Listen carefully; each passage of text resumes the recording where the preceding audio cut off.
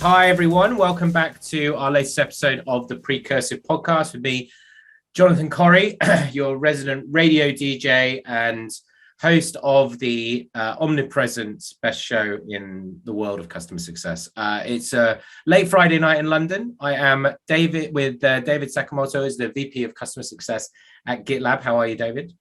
I'm doing well. Thank you. Thank you, Jonathan. I appreciate the opportunity to connect with your listeners. Yeah, no, absolutely. You are, I'll let you in a little secret. You are the last thing that I have to do before my holiday next week. First holiday in a couple of years. So it'll be a beer and then this horrible feeling of whether I know exactly what forms I need to fill out before I get on a plane again.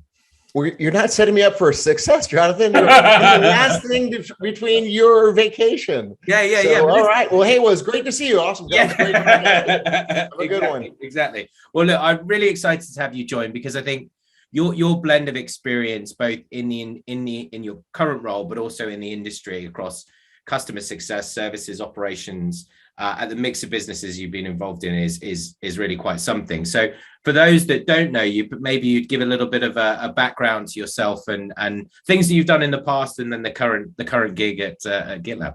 Yeah. And I tell this story a lot. I was really lucky for customer success because I kind of wandered through my career, and I may age myself with this, like Kung Fu, if you remember the old TV show, Kung Fu, David Carradine. Yeah. And I just followed things that I enjoyed. So I did project management and how do you bring kind of disparate groups together to drive to goals. Yeah. I led services in a startup doing, leading, custom e-commerce development. And then I moved into an operations role and I led kind of everything customer at another startup. Then I moved to Cisco and led operations. And as part of that journey, I ended up moving and led a large 350 person engineering team. Yep. And so from there, I did service and stuff. So I had this kind of weird collection of program management and services and operations. Yep. And I even in engineering, and I even remember somebody said, like, in an interview, someone's like, "What are you?" Because they didn't know what it is. And luckily, customer success came along, and I think it's really helpful to have a lot of these different experiences, especially if you think about customer success in a company-wide motion. Yeah. So I've been happy to kind of bring kind of the skill set of building in a small startup, but also understanding how to scale at great companies like Cisco. Yeah, it's very, so we've had a lot of now the Cisco alumni on there, and I keep saying to people, "Oh, do you know so-and-so?" And everyone sort of turns around and goes, there was quite a lot of people there, but we had Himanshu Kapoor, who's now at Google, I met a guy, Chris Doell, spoke very highly of the CS culture there. Nate Bitting, who's now at Alteryx, was also at Cisco. So it seems like it was a fantastic place for customer success and talent. So keen to hear some of your experiences there. But I think you've seen the world of this post-sale motion evolve, right, with your mix of background, and spoiler alert, people, we do prepare for this show, so I'm interested to hear, and I've already started stealing one of your terms, David, internally. So how would you frame the changes that you've seen and how things have evolved? Awesome. So if you maybe know, post-sale, the term post-sales makes me cringe. Yeah. Because it's like that very much represents the kind of the old world, like you sell it, you got your money and you just leave and you're good. Go deal the post-sale stuff and go get a support renewal. And now it's the first transaction, and then it's how do we drive the growth stage. I still haven't found a perfect word, but growth stage is probably the best one that comes to mind. But I think it really reflects the transition from that perpetual sale where you sell software, the customer now owns it, it's their asset, and you can probably sell them more. You can do that cross sell and upsell, but from the solution provider, they're done. They got their money, they have most of it. They get support renewals, but there was no need, and you have kind of CSAT based metrics, which is just fundamentally different than what we're doing now in customer success. Yeah. Okay. Yeah. I think that the concept of ownership is really one of those things that kind of underlies it. Right. But I mean, given the changing demands now that you've got in what I would describe as more of the modern SaaS economy, right? So like you said, you had a situation where, you had this, long build up, sales cycles of 6, 9, 12, whatever it was. And then you do the deal and they own it. It's 5, 10 years or whatever it is. Right. And now we're in this world of, repetition. Yeah. But also just this ease of like, if I don't like it, I can just take it and go down the street and do business elsewhere. So in this world, given sort of the changing customer demands, right, which is basically customers are a lot more educated. They can do a lot of that research on their own. If you don't say post-sale, I'm not sure what you say pre-sale, but pre-growth sale, for example. They're a lot more educated, which means when you do a deal with a new client, they're very excited to get started and they want to see a return on that investment much more quickly, I think, than in the past. And you layer into that kind of consumerization of IT. So people are much used to apps that you can just download and get started with. Right. How do you see the implications of that dynamic impacting the world of customer success? Yeah, I would even say it created the world of customer success to a certain point. Well, you could say that CSAT-based success was a version of it. We've gone through a couple, you can call it customer success version 2.0.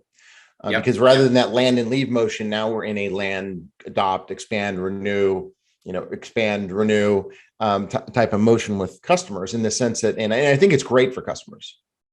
I think it's the right motion, because it really, it from their perspective, they have the expectation like, no, you have to now deliver value, post that initial transaction. You have to deliver, solve my business goals or my business outcomes. Otherwise, like you said, I can go get something else. Like I switched service. It's a service, And so from the solution provider's perspective, we've learned in the industry, like, oh, wow, well, we really need to focus on this. We can't, sit and kind of deploy this requirement, deploy it, and take half of an annual contract to deploy, because that's a ton of value the customer didn't get. So it starts to emphasize a lot of that time to value, driving that outcomes, and really building a motion that's in across. You have to really be thoughtful across the whole journey to ensure you're delivering that continuous value.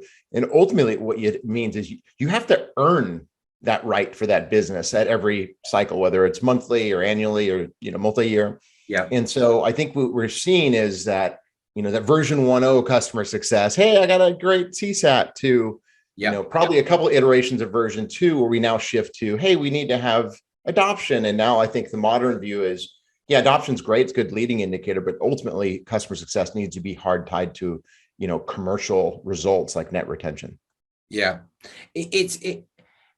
It's almost, in a way that it could be really, it's quite, for the people that work in it, it's quite mentally exhausting, right? In a way, because you are a lot of places, there's this sort of almost obsessive nature over, delivering value, and in all the flip side of that in some organizations is they're really not quite sure what the value is that they provide, right? In a weird way.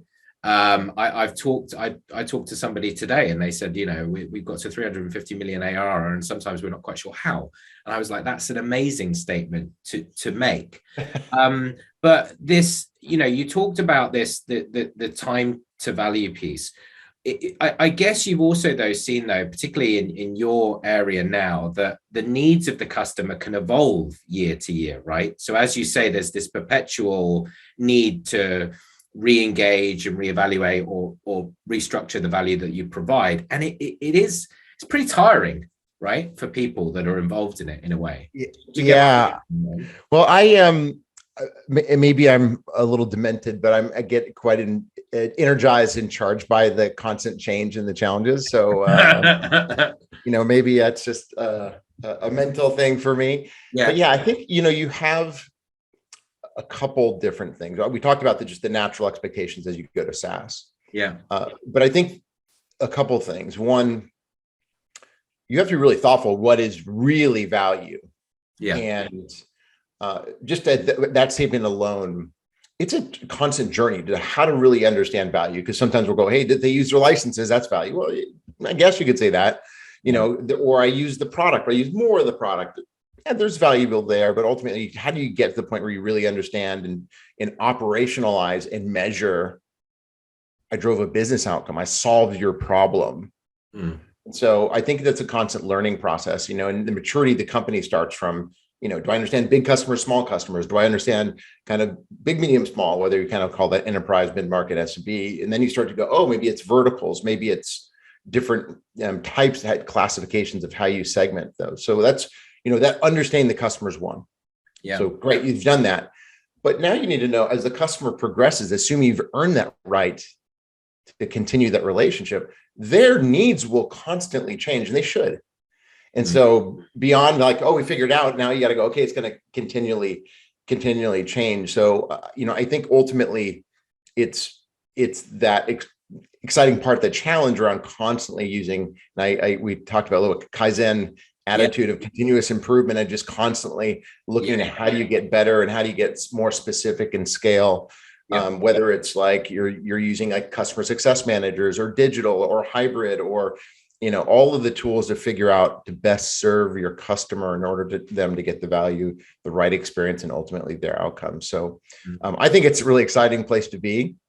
A glutton for challenge. No, there we go. That's a good way to connect the dots. Yeah. I like it. I mean, there's a bit of a disconnect though between like ownership and accountability in CS, and I talked about this with Rob Delaware, who you know as well. But in your role at Cisco, and I was doing my research, you managed a book of circa $2 billion and then 350 million in expansion. So some pretty hefty numbers. Yeah. And in many CS organizations, that customer success can own the customer, but they're not accountable for the revenue, which I find strange. But I'm curious to know your thoughts on that. Yeah, and I think one, there's you tapped on. You're tapping on two of my cringe. Like when people say own the customer, right? Like there's some extent I'm like the company owns the customer, and really it's about bringing on the right person at the right time, or the right resource at the right time, according to where they are in the journey. And so I really view this role as an orchestration role of bringing across the right value to the different to the customer at the right time. But as it relates to the question around accountability, there's a big debate, and you see a couple different variants of that. One, at Cisco, we had customer success qualified lead. So it was really, we were measuring we had managed a book of business, we managed churn and contraction, but ultimately our value add was, hey, we're going to identify qualified leads and measure their conversion. And at GitLab, we have a similar version where we are gold by net retention, but we're not necessarily, we're like an overlay.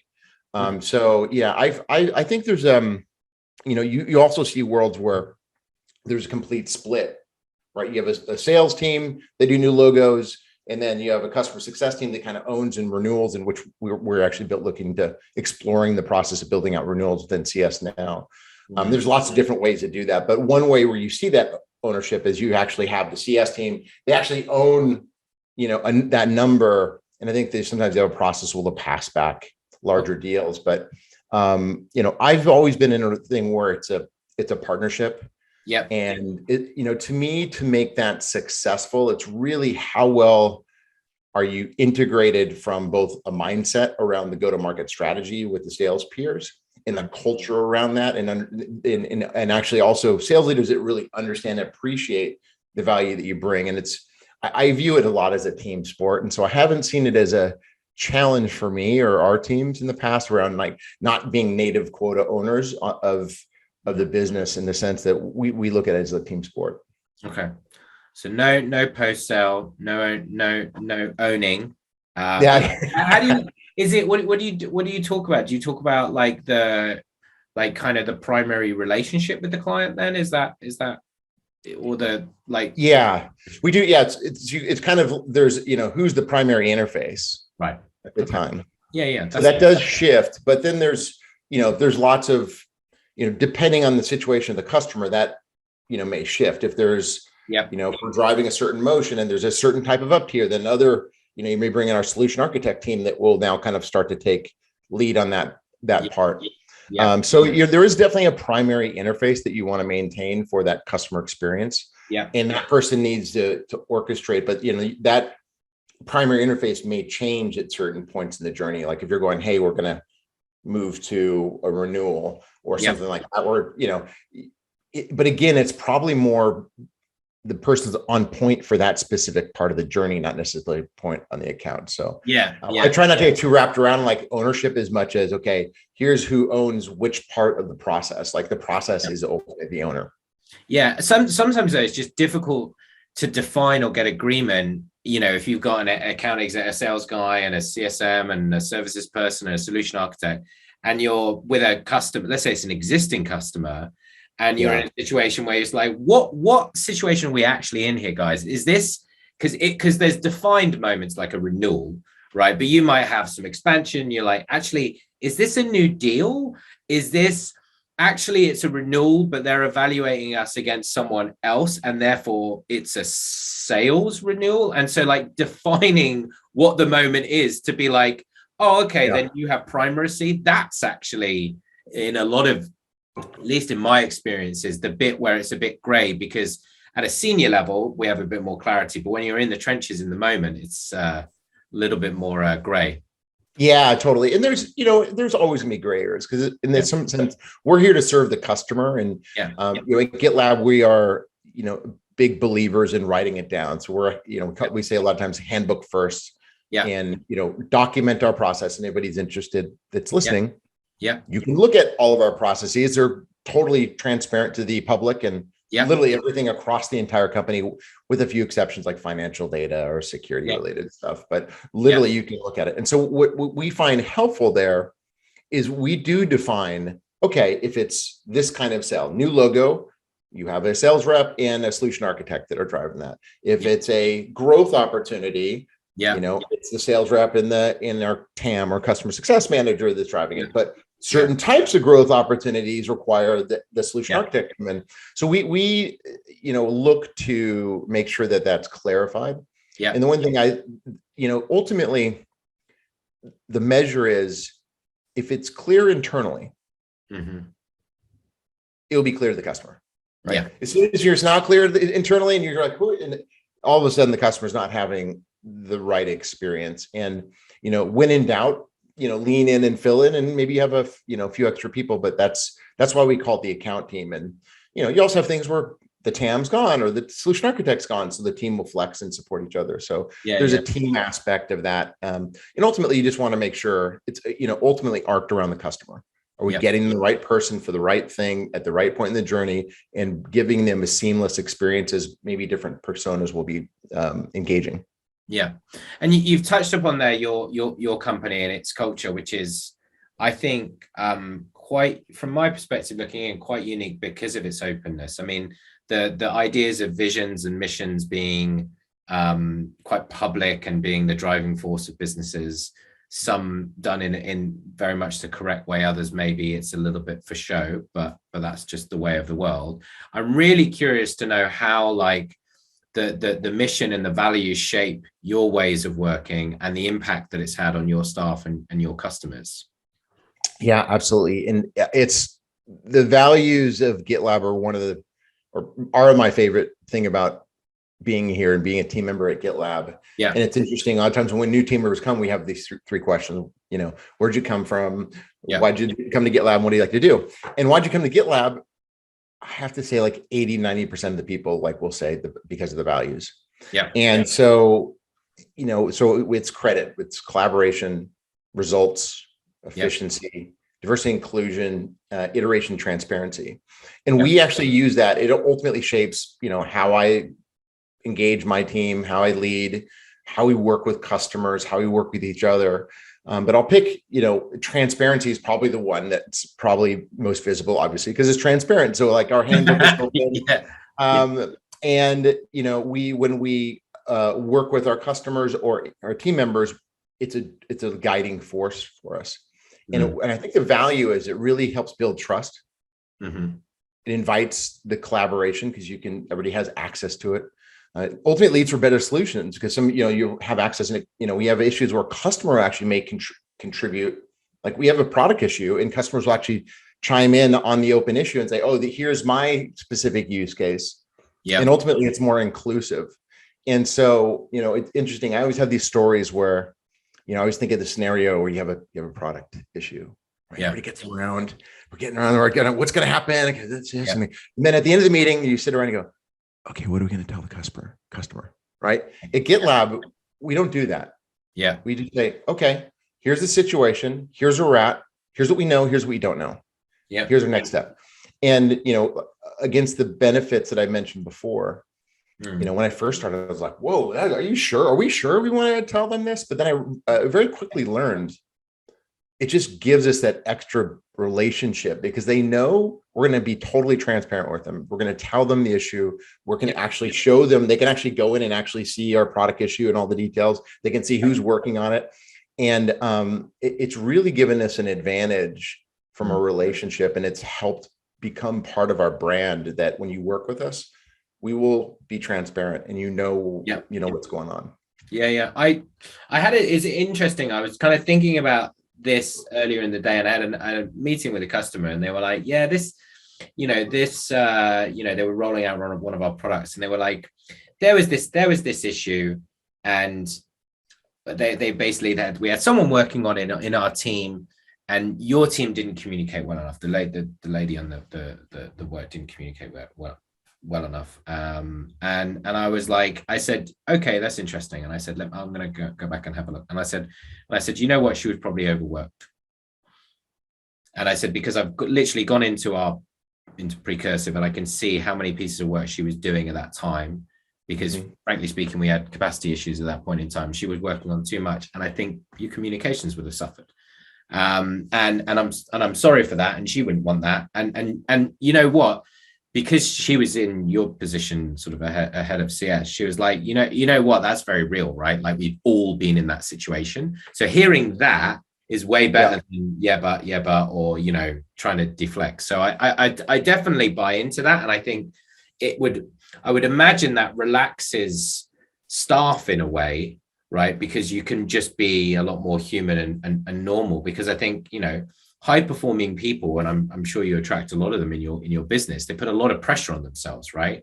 Yep. And the role of, I think, great managers and great leaders is to relieve that pressure. So how did you approach that in the pandemic in your organization, in this kind of new remote reality? What did you guys do? I'm curious, because we're kind of still in the tail end of it. Yeah, and it's yes, and we're still in it's been hard. I mean, it's been hard on everybody. And, one thing we talk about that GitLab's reasonably well known for is we're all remote. So we don't have offices. Yeah. Our office is a post office box. And so really, and there's no really, wow. We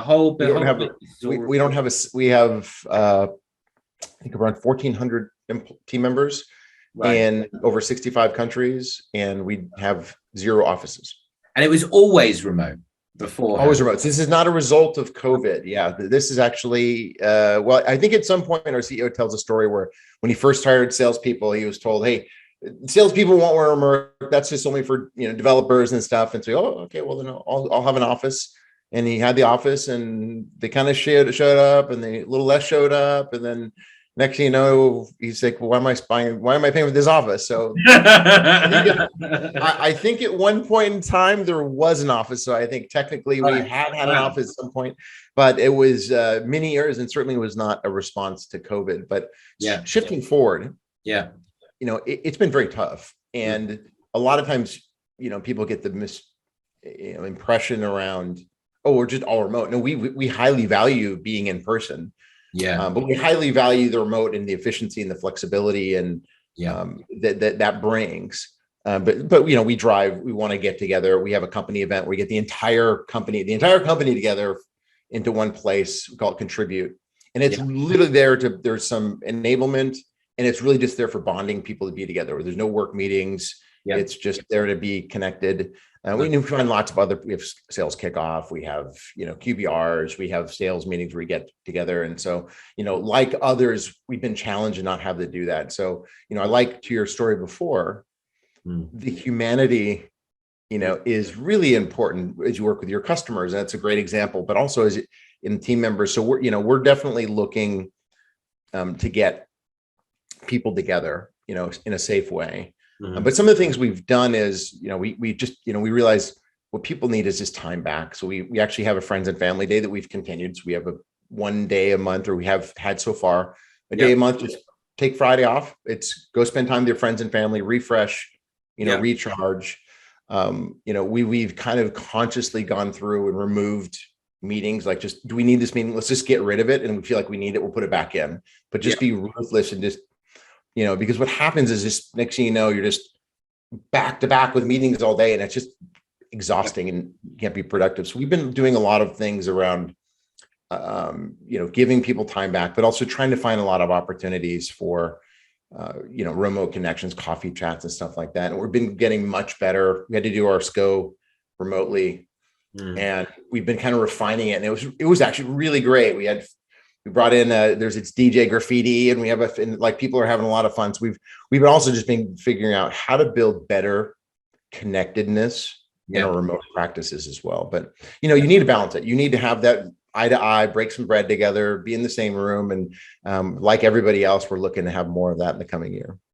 Well, here's a slightly tougher follow-up question, which is like, I totally buy into the friends and family days and giving time back. And we do the same things at Precursive, but I'll just be very honest. Some people will turn around and say, you know what, I can't take a day off because I've got too much to do. And it's quite, I have always found, and I've seen that not just in our business, but elsewhere, I just find that quite, it's illuminating, right? Because it comes from certain people in certain types of teams. Dare I say it, some of the non-commercial areas of the organization, perhaps, like, sales guys will always take a day off unless they got a deal to close. No offense, but I used to be a sales guy, so I know. What do you think about that? I think there's a piece about, there's a couple of things. One, there is a piece of role modeling. So we encourage it. So we make sure it's not just like, oh, throw that in there. And then next thing you see all the leaders kind of working on their, stuff. And so, we try to make sure it's role modeled, taking the day off. Hey, showing everybody, hey, I'm taking the day off too. But we also actually realize sometimes people do need that time. And so we said, hey, if you can't take that, you have to take another day off. Just take time off. So we also want to make sure we provide flexibility for people. In our policy is you need to take a day off. We're not counting how many days off. And I think what's most important is you hear very pervasively within leadership, it's friends and family day, go take your day off. Or, hey, something happens with my children, I need an emergency, someone's sick. You will 100% hear, my manager, my CRO or VP, go, awesome, go take the time off. Like, it is just inherently part of our values that, you need to go, friends and family are a priority for us. So if you need to go do that, go deal with go spend the time you need. Yeah, well, that's very good. Friends and family is a very, very, you don't live to work, is the other way around. Well, listen, David, I really appreciate you coming on. It's great to meet you. And I think there's a number of learnings in there for folks. So, if you want to look it up, guys, it's Kaizen mindset, which is looking at performance culture. I think if you're thinking about your customer journey and you've got a line down that poster in that workshop room, which says pre-sale, post-sale, I think you might want to cross that line out and start thinking about the growth sale and the continuous customer motion.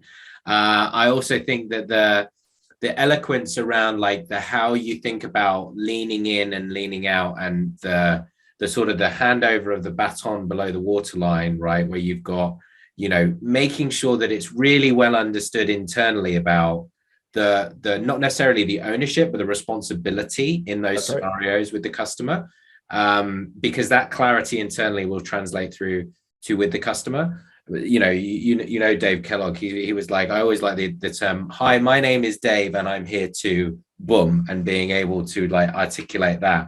And I think that definitely ties to it. And I think, let's leave it with this idea of customer success being the orchestration of customer value.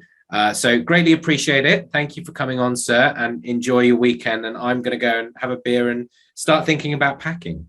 for my well, I'm glad we're able to get through this. I really enjoyed the conversation. Hope you have a wonderful trip. And if anybody's interested, you can look up GitLab's handbook, and not that we do everything perfectly, but it's all available in case there's something that absolutely. We'll put, I guess there's a link. We can put that on maybe on the podcast. Yeah, that'd be great. That'd be fantastic. Brilliant. Excellent. Thanks, Dave. All the best. Thank you, Jonathan. Bye.